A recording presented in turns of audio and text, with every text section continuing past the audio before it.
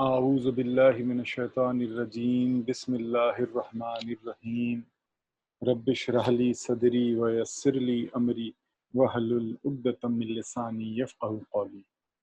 السلام علیکم ورحمۃ اللہ وبرکاتہ۔ تو ہم نے پچھلی کلاس میں دیکھا تھا، پچھلی ایک آدھ کلاس میں، کہ کیسے مکے والے جو ہیں آپ صلی اللہ علیہ وسلم پہ اور ایمان والوں پہ زبردست ظلم اور زیادتیاں ڈھا رہے تھے، جان سے بھی مار رہے تھے، بھوکا پیاسا رکھ رہے تھے، اونٹوں سے باندھ باندھ کے چیر رہے تھے، جلتی ہوئی زمین پہ بیچ دوپہری میں باندھ دیتے تھے اور پتھر رکھ دیتے سینوں پہ۔ اور اس سب کے چلتے، ظلم زیادتیوں کے چلتے 80 صحابہ جو ہیں حبش چلے گئے تھے، ایبیسینیا جو ایک کرسچن کنٹری تھی، پناہ لینے، اور آپ صلی اللہ علیہ وسلم نے ہی اس کنٹری کی تعریف کر کے بھیجا تھا وہاں پہ۔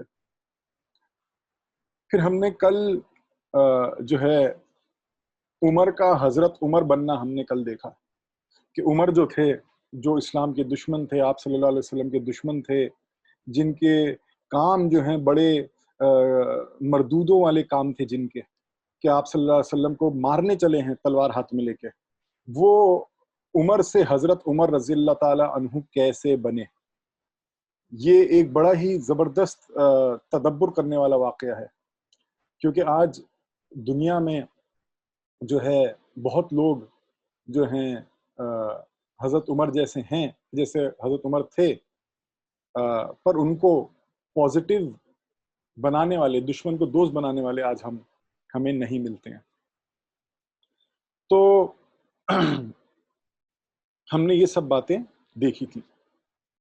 ہم نے یہاں پہ ختم کیا تھا کہ حضرت عمر رضی اللہ تعالیٰ عنہ جب مسلمان ہوئے تو انہوں نے جو ہے حضرت حمزہ نے، حضرت عمر نے کھل کے پھر سے عبادت جو ہے کعبے میں کرنی شروع کر دی، اور قریش والوں کو ہوا کہ یہ ہم ہونے نہیں دے سکتے، تو ڈائریکٹلی اپوز بھی نہیں کرتے تھے جب وہ عبادت کرتے تھے، پر ان کو پتا تھا کچھ نہ کچھ تو کرنا پڑے گا۔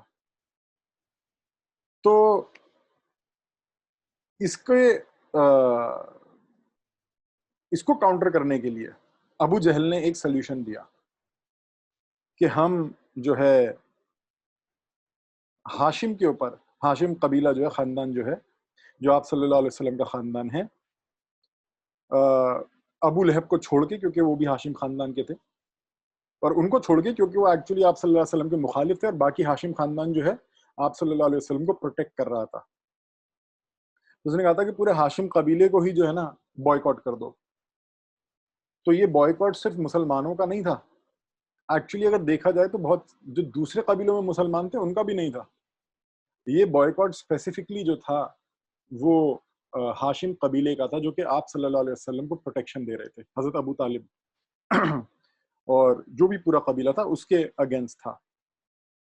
اب جب ہاشم قبیلے کی یہ بات آئی کہ ان کو بوائیکاٹ کیا جائے گا، تو جو مطلب جو قبیلہ تھا، جو خاندان تھا مطلب، کیونکہ بھائی بھائی تھے نا، ہاشم اور مطلب، اور ان کی اولادیں تھیں، تو بھلے ایک دو جنریشن آگے گزر چکی تھی، ہاشم اور مطلب سمجھیے ان کے دادا پردادا لگتے تھے ان لوگوں کے، پر خاندان تو جڑا وہی تھا۔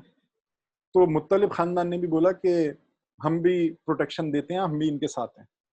تو ابو جہل اور دوسرے لیڈرز نے مل کے ان دونوں خاندان کا، صرف ہاشم نہیں، ہاشم اور مطلب دونوں خاندانوں کا جو ہے بوائیکاٹ اناؤنس کر دیا، ایک بنایا، ایک پیپر پہ لکھا اس کے سارے ٹرمز، اور اس کو خانہ کعبہ پہ بھی لگا دیا تھا۔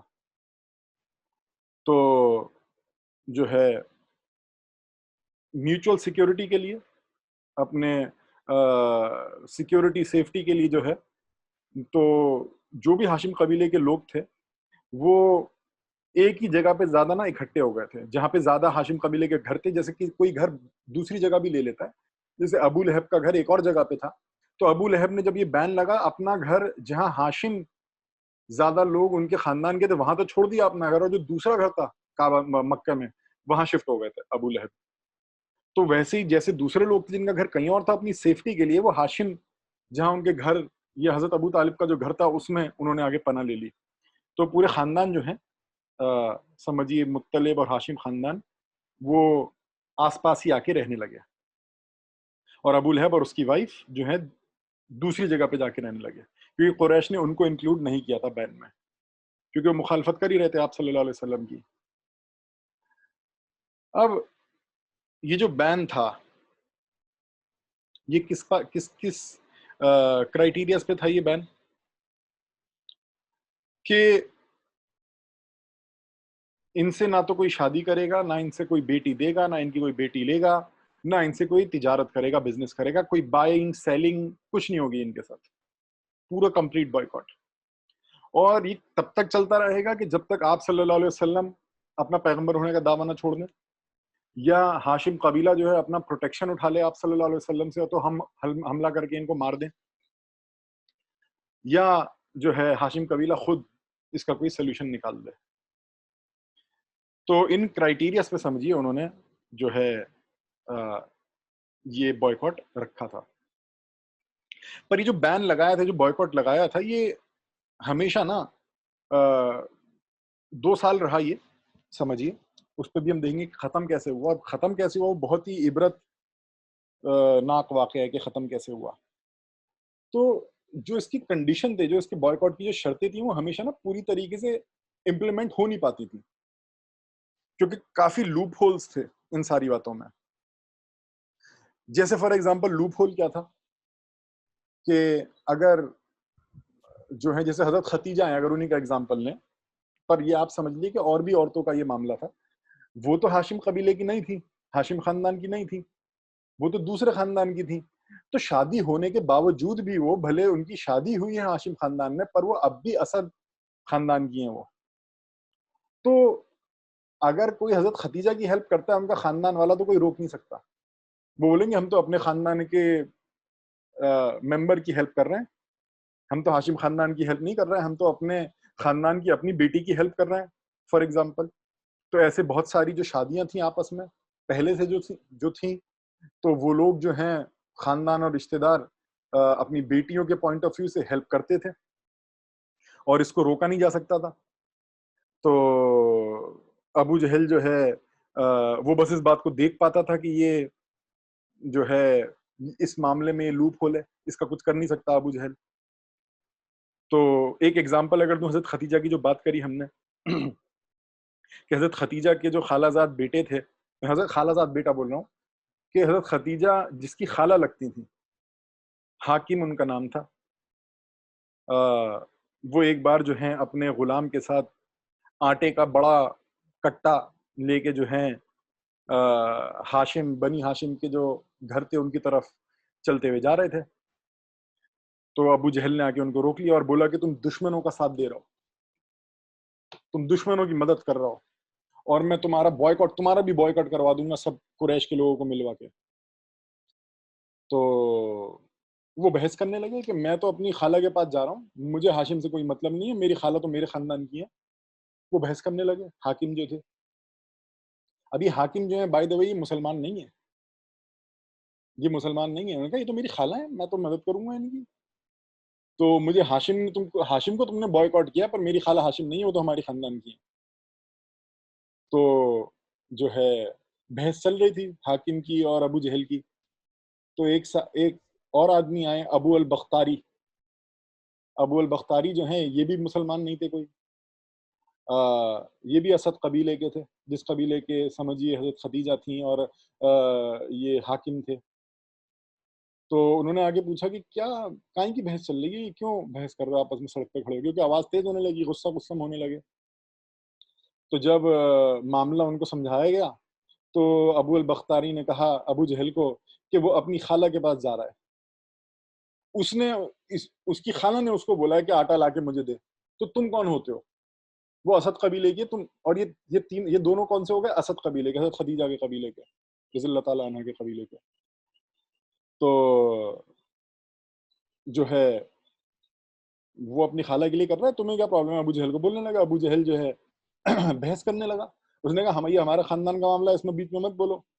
پر معاملہ اتنا خراب ہوا اور اسد قبیلے والوں کو غصہ بھی آیا ان دونوں کو کہ یہ مخزوم والا آدمی ہمارے خاندان والے ہمارے خاندان کی جو عورت ہے اس کے اوپر کیوں اتنا اپنا بول رہا ہے ابو جہل. تو بات یہاں تک بڑی کہ حاکم اور ابو البختاری نے مل کے ابو جہل کی پٹائی کر دی, اور ابو البختاری نے ایک اونٹ کا وہاں پہ پڑا ہوا تو کوئی ہڈی وڈی پڑی تھی اونٹ کی, وہ لے کے سر پہ مارا اس کے, اور جو زمین پہ گرا تو دونوں نے, حاکم نے اور ابو البختاری نے, دونوں کو لاتوں سے خوب مارا ابو جہل کو, اور اسے دھمکیاں دی ابو جہل کو. تو جو ہے اب کوئی زیادہ بات بڑھ بھی نہیں سکتی تھی, کیونکہ اگر بات بڑھتی بھی, کیا پتا بڑی بھی ہو, تو انہوں نے بولا ہوگا ہم تو اپنے قبیلے کی عورت کو دے رہے ہیں, تم کون ہوتے ہو روکنے کے, بین ہاشم کے اوپر ہے, ہم اسد کی عورت کو دے رہے ہیں, تم اس میں کچھ کہہ نہیں سکتے. تو بات کوئی کمپلینٹ بھی نہ کر سکا ابو جہل, بہت زیادہ کیس اسی کے اگینسٹ بنتا. تو سمجھیے ایک لوپ ہول تھا. اب چلو حاکم اور ابو البختاری نے تو سمجھو لوپ ہول کا فائدہ اٹھایا. دونوں نان مسلم تھے, دونوں ایمان والے نہیں تھے, اور انہی ایمان والوں کے بارے میں, ایسے ہی ایمان والوں کے بارے میں اللہ کہتا ہے چیپٹر 60 ورس 8 میں کہ وہ کافر جو تم سے تمہارے دین کو لے کے نہیں لڑ رہے, اگر تم ان سے اچھا رویہ کرتے ہو, جسٹس کرتے ہو, میں تم سے محبت کروں گا. ایسے ہی کافروں کے بارے میں بات ہو رہی. تو کافریں دو ٹائپ کی ہیں, کافر دو ٹائپ کے ہیں. جو چلتا پھرتا ایوریج مسلمان ہے اس کو کئی بار یہ بات نہیں جتائی جاتی کہ کافر دو ٹائپ کی ہیں. ایک جو دنیاوی سطح پہ تم سے اچھا ہے, تم سے لڑ نہیں رہا ہے تمہارے دین کی وجہ سے, اور دوسرا جو کہ تمہارے دین کی وجہ سے کہ ایک خدا نہیں ماننے دیں گے یا اللہ کو نہیں ماننے دیں گے, اس کی وجہ سے تم سے لڑ رہا ہے. تو کئی بار سارے کافروں, سارے نان مسلم کو کافر بنا دیا جاتا ہے. اول تو کافر بھی ایک انڈرسٹینڈ کرنے والی چیز ہے کہ کافر ہوتا ہے انکار کرنے والا, جس کو میسج پہنچ گیا ہے, جس کو سمجھ میں آ گیا, پھر بھی وہ نہیں مان رہا ہے. تو بہرحال سب مشرکوں کو بھی کافر کہہ دیا جاتا ہے ایک عام اس میں, پر جو ڈیپ علم میں جاتے ہیں وہ سمجھ جاتے ہیں کہ ڈفرینس کیا ہے کافر میں اور مشرک میں. بہرحال تو یہ ایک اچھے کافر تھے کہنے کو کہ ہیلپ کر رہے ہیں مسلمانوں کی. تو یہ تو لوپ ہول کا فائدہ اٹھا رہے تھے کہ حضرت ختیجہ, ہم تو حضرت ختیجہ کو دے رہے ہیں. آف کورس اب آٹے کا کٹا جو جا رہا ہے وہ حضرت ختیجہ صرف وہ اکیلی یوز نہیں کرنے والی ہیں, ہاشم قبیلے کے لوگ بھی یوز کریں گے, وہ خود تھوڑ نہ کھائیں گی. تو ابو جہل کو پتا تھا, پر یہ لوپ ہول تھا. تو پر ان کے علاوہ دوسرے لوگ تھے جو سمپلی بین کو ڈیفائی کرتے تھے, اس بوائکاٹ کو. ان کا کوئی رشتہ بھی نہیں ہوتا تھا, بس ان کو ترس آتا تھا, ان کو بس ترس آتا تھا مسلمانوں کے اوپر, بھلے وہ مسلمان تھے بھی نہیں, پر انہیں مسلمانوں پہ ترس آتا تھا, ان کے دل میں رحم تھا کہیں نہ کہیں. تو ایسا ایک معاملہ تھا ہشام ابن عمر کا, یہ عامر قبیلے کے تھے. تو یہ جو تھے ہشام ابن عمر, وہ ہاشم قبیلہ, یہ ہشام ہے, ان دونوں میں کنفیوز مت ہوئیے گا. وہ ہاشم قبیلے کا نام ہے اور یہ ہشام آدمی کا نام ہے. یہ عامر قبیلے کے آدمی ہیں ہشام ابن عمر. تو یہ ہاشم خون نہیں تھا ان کے اندر, نہ ان کا کوئی رشتہ تھا کسی شادی وادی کے ذریعے کسی ہاشم قبیلے سے, پر ان کو ترس آتا تھا, ان کو ترس آتا تھا کہ یار یہ ظلم اور زیادتیاں ہو رہی ہیں یہ ہاشم اور مطلب قبیلے کے لوگوں کے اوپر. تو یہ کیا کرتے تھے, رات کے اندھیرے میں, بیچ رات میں جب پورا مکہ سو رہا ہے, پہلے سے مطلب تیاری کرتے تھے, اپنے گھر میں مال وال لاد دیتے تھے اونٹ کے اوپر, کھانے, کبھی کپڑے, الحمدللہ مطلب ایک بار نہیں کئی بار, کہ کبھی کھانا لاد دیا پورے اونٹ بھر دیا کھانے سے, کبھی کپڑے لاد دیے اونٹ کے اوپر خوب, اور بیچ رات میں چپ چاپ اونٹ کو لے کے گئے, اور ہاشم قبیلے کا جو ایریا ہے نا, نیبرہڈ, اس کے اندر بھی داخل نہیں ہوتے تھے, اس کے باہر جاتے تھے, اور اونٹ کا منہ اس طرف کر کے اس پہ لکڑی مارتے تھے زور سے. تو اونٹ بھاگتا ہوا نا ہاشم قبیلے کے خاندان کے ایریا میں بھاگتا ہوا چلا جاتا تھا, اور جو مسلمان ہیں اس میں سے کھانا اتار لیتے تھے, اور کپڑے وغیرہ جو بھی وہ دیتے تھے, گفٹ ہی سمجھیے, گفٹ دیتے تھے, اور مسلمان گفٹ ایکسپٹ کرتے تھے, ہیلپ دیتے تھے, اور وہ ہیلپ ایکسپٹ کرتے تھے. تو مسلمانوں کو کوئی ایسا اعتراض نہیں تھا کافروں سے ہیلپ لینے سے, کیونکہ ابیسینیا میں لے چکے, حبش میں مدد دے چکے, 80 صحابہ جا چکے ہیں وہاں پہ, مدد لیا انہوں نے ہیں, اور یہاں پہ بھی جو ہو رہا ہے اس سے ہیلپ لینا ہے, وہ ہیلپ لینا ہے, مدد لینا ہے. اور ان لوگوں سے مسلمان نفرت نہیں کر رہے ہیں, ان لوگ وہ تو جو ان کو قتل بھی کر رہے ہیں ان سے بھی نفرت نہیں کر رہے ہیں, ان کے لیے بھی دعائیں کر رہے ہیں اللہ ان کو ہدایت دے. فرعون سے بھی جاؤ نرمی سے پیش آؤ. ہم نے کل حضرت عمر رضی اللہ تعالیٰ عنہ کا جو ٹرانزیشن تھا عمر سے حضرت عمر کا ہونا, اس میں ہم نے اس بات کو بہت گہرائی میں سمجھنے کی کوشش کری تھی. تو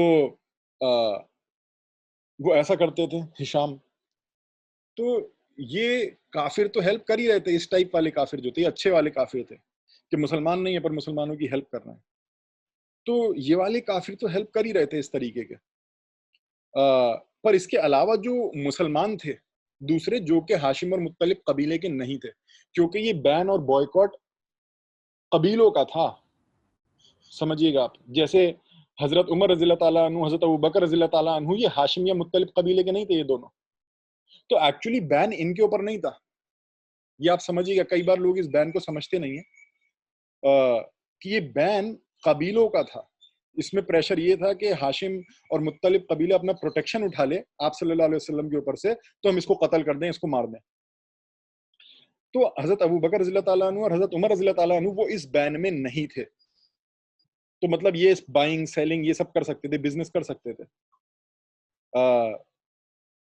تو ان 2 سالوں میں جب تک یہ ایکچولی بین چلا، تو حضرت ابوبکر اور حضرت عمر رضی اللہ تعالیٰ عنہ جیسے لوگ جو ہیں یہ اپنا مال بہت خرچ کر رہے تھے، ہیلپ کر رہے تھے مسلمانوں کو، بہت اندر ہی اندر جس بھی طریقے سے ہو سکتا تھا. اور جب 2 سال گزرے تو حضرت ابوبکر کا یہ حال ہو گیا تھا کہ کوئی ان کو یہ نہیں کہہ سکتا تھا کہ یہ امیر ہے، یہ امیر آدمیوں میں ہیں مکے کے. جبکہ بین شروع ہونے سے پہلے انہوں نے نہ جانے کتنے غلام خریدے تھے، اور غلام خریدنا کوئی آسان کام نہیں تھا. تو یہ امیر رچ لوگوں میں کاؤنٹ ہوتے تھے. اور جب یہ 2 سال میں بین ختم ہوا، مطلب انہوں نے اپنی سارا مال دولت لٹا دی کہ بھوکے مر رہے ہیں مسلمان ان کی ہیلپ کے لیے، آپ صلی اللہ علیہ وسلم اور باقی ہاشم اور مطلب خاندان کے لوگوں کے لیے. اچھا، ابھی جب کھانا جاتا تھا، اب ہاشم اور مطلب خاندان میں بھی جو لوگ تھے وہ سب مسلمان نہیں تھے. جیسے بہت لوگ تھے جو مسلمان نہیں تھے، پر وہ آپ صلی اللہ علیہ وسلم کو پروٹیکٹ کر رہے ہیں. دیکھیے یہ چیز نا سمجھنا بہت امپورٹنٹ ہے، کیونکہ یہ چیز نہیں سمجھائی جاتی کہ ہمارے اور ایسے بھی کافر ہو سکتے ہیں جن سے ایکچولی ہم ایسے رشتے میں آ سکیں کہ وہ ہمارے لیے ہمیں پروٹیکٹ کرنے کے لیے کھڑے ہیں اور ہم ان کو پروٹیکٹ کرنے کے لیے کھڑے ہیں. جب حضرت ابوبکر حضرت عمر جب ہیلپ کرتے تھے تو ان کا مطلب یہ نہیں ہوتا تھا کہ صرف مسلمانوں کی، اب وہ بھی جو ہیلپ کر رہے ہیں نا وہ ہاشم اور مطلب خاندانوں کی ہیلپ کر رہے ہیں. ایسا نہیں ہے کہ وہ بس مسلمانوں کی ہیلپ کر رہے ہیں، کیونکہ بین صرف مسلمانوں پہ نہیں ہے. انفیکٹ اگر مسلمانوں پہ ہوتا تو حضرت ابوبکر حضرت عمر پہ بھی ہوتا بین، یہ پر ان کے اوپر نہیں تھا، یہ خاندانوں پہ بین تھا. تو وہ ہیلپ بھی خاندانوں کی کرنا ہے. تو جو ہے 2 سال گزرنے کے بعد کوئی یہ نہیں کہہ سکتا تھا کہ حضرت ابوبکر رضی اللہ تعالیٰ عنہ مکے کے امیر لوگوں میں سے ہیں. اتنا سب کرنے کے باوجود بھی مطلب کوئی آسان کام تھوڑی نہ کہ آپ 2 خاندانوں کو بزنس رکوا دو، سب رکوا دو، اور 2 سال تک کہاں تک آدمی سسٹین کرے گا. بالکل برے حال میں ہو چکے تھے جو 2 خاندان تھے. کھانے کی ہمیشہ قلت رہتی تھی، اور جو ہے ظلم اور زیادتیاں ہوتی تھیں، اور بالکل اس حال میں تھے، اس حال میں پہنچ گئے تھے 2 سال کے بعد میں کہ جیسے جب قحط پڑتا ہے، سوکھا پڑتا ہے، اکال پڑتا ہے، تو کھانے پینے کی قلت ہو جاتی ہے کمپلیٹلی. بالکل اسی حال میں پہنچ گئے تھے یہ 2 قبیلے، اور مسلمان آف کورس آپ صلی اللہ علیہ وسلم آف کورس، اور جو بھی مسلمان تھے ہاشم اور مطلب قبیلے کے. باقی مسلمانوں کی بات نہیں ہو رہی ہے اس میں. آف کورس باقیوں کے ساتھ بھی ظلم اور زیادتیاں چل رہی تھیں، پر اس طریقے سے نہیں. تو جب حرمت والے مہینے آتے تھے، ہم نے حرمت والے مہینوں پہ بھی ٹاک کیا ہوا ہے، 4 مہینے حرمت والے ہیں، جیسے ذوالقعدہ، ذوالحجہ، محرم اور رجب. تو جب یہ حرمت والے مہینے آتے تھے جس میں لڑائی جھگڑا الاؤڈ نہیں ہوتا تھا، تو ہاشم اور مطلب قبیلے کے جو لوگ تھے وہ آرام سے گھومتے تھے مکے میں نکل کے، کوئی ہمیں مارے گا نہیں، کوئی ہم سے جو ہے بدتمیزیاں نہیں کرے گا. تو آپ صلی اللہ علیہ وسلم ان مہینوں میں جو ہے حرم خانہ کعبہ کافی جاتے تھے. پر جب وہ جاتے تھے تو جو قریش کے جو لیڈر تھے ابو جہل اور اس کے ساتھی، وہ بہت برا بھلا کہتے تھے، گالیاں دیتے تھے. مطلب حملہ نہیں کرتے تھے وائلنٹ بھلے، پر بہت برا بھلا بولتے تھے آپ صلی اللہ علیہ وسلم کو، گالیاں دیتے تھے. تو جب وہ کبھی جب گالی وغیرہ دے رہے ہوتے تھے تو آپ صلی اللہ علیہ وسلم اگر کوئی قرآن کی آیت پڑھ کے جواب دے دیتے تھے ان کو کہ قرآن سے کوئی دعوت کے پوائنٹ آف ویو سے کہ سدھر جاؤ، سمجھو، پیغمبر تو یہی کرتا ہے. تو جب وہ گالیاں دے رہے ہوتے تھے آپ صلی اللہ علیہ وسلم ان کی خیر خواہی رکھ رہے ہوتے تھے اپنے دل میں، اور دعا کر رہے ہوتے تھے کیا پتہ بدل جائیں. ان کو قرآن سناتے تھے کیا پتہ بدل جائیں. تو ایک بار یا کیا پتہ کئی بار ایسا ہوا کہ ایک آدمی تھا ندر، یہ عبدت دار قبیلے کا تھا ندر. تو اس نے کھڑے ہو کے بولا کہ اللہ کی قسم یہ جو محمد ہے آپ صلی اللہ علیہ وسلم کو کہا کہ یہ مجھ سے بہتر آدمی نہیں ہے، یہ تم کہہ رہے ہو بڑا اچھا بولتا ہے، لوگوں کو کہنے لگا کہ یہ تمہیں لگتا ہے بہت اچھا بولتا ہے، یہ مجھ سے بہتر نہیں ہے۔ اس کی کہانیاں تو جو ہیں پرانے لوگوں کے زمانوں کی ہیں، ان لوگوں کی جو پرانے زمانے میں گزر گئے، اور کسی نے اس کو لکھ کے دے دی ہیں، اور میں جو تمہیں کہانی سناتا ہوں وہ بھی مجھے کسی نے لکھ کے دی ہے۔ اور پھر وہ رستم کی اور رومن اور پرشین کنگز کی، اسفندیار کی کہانیاں سنانے لگتا تھا، رومنز اور پرشین کنگز کی۔ اور اسی کنیکشن میں، کیونکہ کئی بار لوگوں نے کیا، اس طریقے کی آیتیں جو ہے نازل ہوئی کہ جیسے یہ ہے سورہ 31 آیت 6 کہ اور ان میں ایسے لوگ ہیں، یا پہلے یہ آئی تھی ایکچولی، پہلے یہ والی آیت آئی تھی سورہ 83 آیت 13 کہ جب ہماری آیتیں ان کو سنائی جاتی ہیں، یہ کہتے ہیں ارے یہ تو پرانے زمانے کے لوگوں کے قصے ہیں، جو لوگ گزر گئے ان کے واقعات ہیں یہ تو۔ پر نہیں، ان کے دل جو ہیں وہ زنگ کھائے میں، ان کے دل جو ہے وہ زنگ کھائے میں۔ کیا مطلب دل زنگ کھائے میں؟ دیکھیے اگر آدمی کوئی برا ہوتا ہے، برا آدمی ہوتا ہے، برا آدمی کس سینس میں کہ کہیں نہ کہیں اندر ڈیپ کوئی ایسی چیز ہے، رائی کے دانے کے برابر ایک بیج ہے اچھائی کا اس کے اندر، پر ویسے وہ بھلے آؤٹ ورڈ فارم پہ بڑا مردود آدمی ہے، بہت برا آدمی ہے، بہت گرا ہوا آدمی ہے، پر اس کے دل پہ زنگ نہیں ہے، اس کی آنکھیں بند ہیں۔ مطلب اس کی دل کی آنکھیں، برا کیوں ہیں وہ؟ کیونکہ اس کی دل کی آنکھیں بند ہیں۔ تو دل کی آنکھیں بند ہونے سے کیا ہوتا ہے کہ جب روشنی چمکتی ہے اللہ کی آیتوں کی، اگر آپ اپنی آنکھیں بند بھی کر لیں اور کمرے میں کوئی لائٹ جلائے تو آپ کی آنکھوں کو احساس ہو جاتا ہے کہ کمرے میں روشنی آئی ہے۔ تو کچھ لوگ ایسے ہوتے ہیں، اور کچھ لوگ ہوتے ہیں جن کی دل کی آنکھوں پہ زنگ پڑا ہوا ہوتا ہے، مطلب آنکھ فنکشن ہی نہیں کر رہی۔ اب کتنی آنکھ اس کو سورج کی طرف بھی منہ پھیر دو گے نا تو آنکھ کو کوئی لگے گا نہیں کہ سامنے کوئی روشنی کی بات ہے۔ تو یہ ان لوگوں کی بات ہو رہی ہے، کیونکہ باقی جو دوسرے لوگ تھے، جیسے حضرت عمر رضی اللہ تعالیٰ عنہ جو تھے، وہ ان میں سے جو گرے ہوئے تھے، بہت زیادہ گرے ہوئے تھے، پر ان کی دل کی آنکھوں پہ جہاں زنگ نہیں لگا تھا۔ تو جب سورہ طٰہٰ کی اور بھائی بہن کی جو بہن اور بہنوئی کا جو بیہیویئر ان کے سامنے آیا، برائی کا بدلہ احسان کا، اور سورہ طٰہٰ کی آیتیں آئیں اور الرحمن کی بات آئی، محبت کے خدا کی، تو بھلے آنکھیں بند تھیں ان کی، پر جب روشنی چمکی ان کو احساس ہو گیا کہ اس میں لائٹ ہے۔ پر ایسے لوگ تھے، ان کے بارے میں اللہ کمنٹ کر رہا ہے ان آیتوں میں کہ ان کی دل کی آنکھوں پہ زنگ ہے، کہ سورج کی طرف بھی منہ پھیر دو ان کے دل کا تو آنکھوں کو کچھ احساس نہیں ہوگا کہ سامنے روشنی ہے۔ تو یہ جو آدمی تھا کہ جو کہتا تھا کہ یہ پرانے زمانے کے قصے، لوگوں کے قصے سنائے جا رہے ہیں اور میں بہتر قصے سناتا ہوں، یہ ان کے اوپر آیت اتری۔ ایسی ایک بار ایک اور آیت ہے سورہ 31 آیت 6 کہ ان میں ایسے لوگ ہیں جو کہ آئیڈل ٹیلز، آئیڈل مطلب بیکار کی کہانیاں خرید لیتے ہیں بنا علم کے، اور اس کے ذریعے جو ہے اللہ کی راہ سے بھٹک جاتے ہیں اور اللہ کی راہ کا مذاق اڑاتے ہیں۔ ان کے لیے ایک زبردست سزا ہے۔ ان کے لیے تو آپ صلی اللہ علیہ وسلم کو جیسی پتہ چلتا تھا ان کے لیے زبردست سزا ہے، تو آپ صلی اللہ علیہ وسلم کیا کرتے تھے؟ لگ جاتے ہوں گے دعا کرنے کے لیے انہی لوگوں کے لیے اللہ سزا سے بچا لے، کیونکہ ان کا کام لوگوں کو سزا سے بچانا ہے۔ اس میں خوش نہیں ہونا ہے کہ ہاں ہاں مردود اچھا ہے، ان کے لیے زبردست، اللہ اس سے بھی زیادہ زبردست سزا دیجو۔ وہ یہ نہیں کہتے تھے ان آیتوں کو پڑھ کے، ایسی آیتیں جب نازل ہوتی تھی ان کے دل میں ہوتا تھا ان کو کیسے بچاؤں، ان کو تو بڑی زبردست سزا ملنے والی ہے، ان کو کیسے بچاؤں۔ یہ تھے آپ صلی اللہ علیہ وسلم اور صحاباؤں کا دل کہ ان کو کیسے بچائیں۔ بھلے آج ہمارے مسلمانوں کا یہ آیت پڑھ کے ہم کہیں گے اچھا ہے مردود جلیں گے جہنم میں، ایٹیٹیوڈ میں بہت بڑا ڈفرنس آ گیا ہے ہمارے، اور ہمارا ایٹیٹیوڈ آپ صلی اللہ علیہ وسلم کے ایٹیٹیوڈ سے میچ ہونا چاہیے، تبھی ہم ایکچولی جو ہیں قرآن اور سنت پہ عمل کر رہے ہیں۔ تو جو ہے آئیڈل ٹیلز مطلب انہی کو کہا جا رہا ہے کہ بادشاہوں کی کہانیاں۔